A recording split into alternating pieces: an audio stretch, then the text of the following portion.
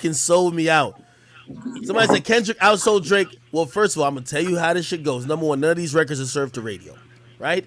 This is a surprise drop. I know it's a surprise drop because 3 hours before Drake dropped it, I got news that his label just got it turned in. They had no idea he was gonna turn it in. They knew he was working on some shit, but I send it to you. He I send turned it it to in. you. Okay, I'm doing it in a second. He said, "Yo, he turned it in 3 hours. So around like Thursday at noon. So this is around Thursday at noon. No, actually before noon.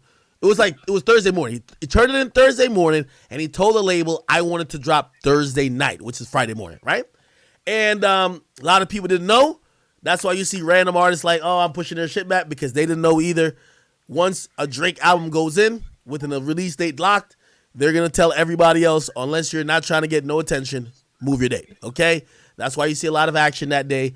When I was told about it, I was like, oh, okay, interesting, which means he didn't have much. And I feel like I'm giving excuses, and clearly it is excuses, I feel.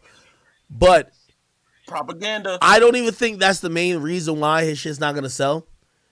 I think it's not going to sell just because it's a dance album. And I think if it was a rap album, Rap Caviar, all these other places that matter with artists getting streams would have picked up the songs and it would have still went.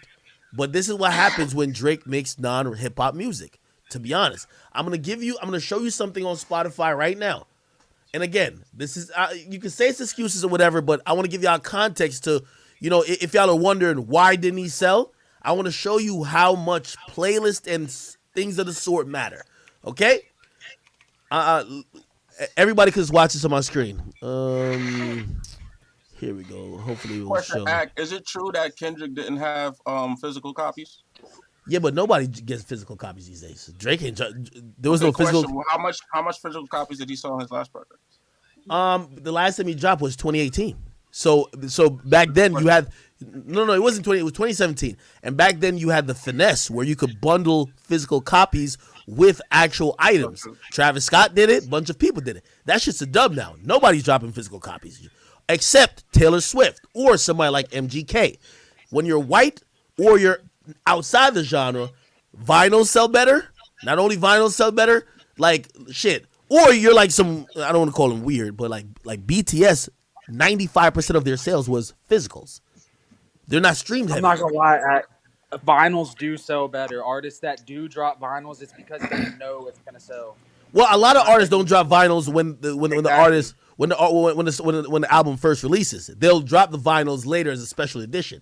There's a growing market for vinyls, but it's not something I believe will be the cause of, like, say, if you thought Kendrick was going to do 500K, I don't think because there wasn't physical, which vinyls would be a part of that, that's why he did 295.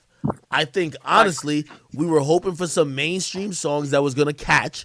And you know what happens now? Twitter, that's why all these labels spend so much money on marketing, trying to influence meme pages, loud personalities, or whatever. They're going to spend the money because, put it like this, the talk about this Drake album, I guarantee they say 230. Drake ain't doing over 220, if you ask me. Probably 215. It's going to go down. Because when people are continually saying it's trash, the consumption becomes less and less because people are most influenced by word of mouth more than they are by just people pushing the product on them. But anyway, let me just show you this real quick.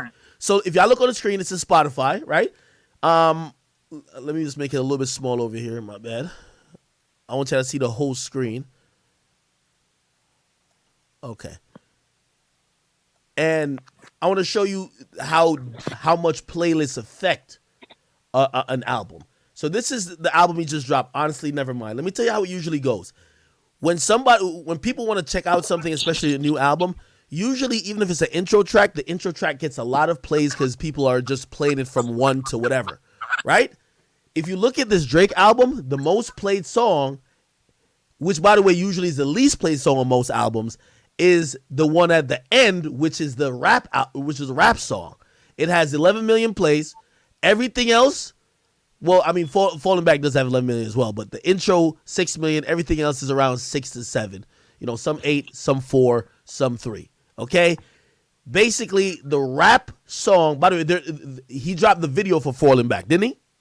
Right? Mhm. Okay. So the rap song, 11.8 million. It's the last song on the album. It's usually, when you look at regular albums, the last song on the albums is the least streamed. In Drake's case, is the most streamed. Why is this happening? The point is, what I'm trying to say, niggas wanted to hear rap from Drake. They don't want to hear this other shit. Yes, there's a market for it. Maybe it'll do better over time, like some of the Taylor Swift shit. It does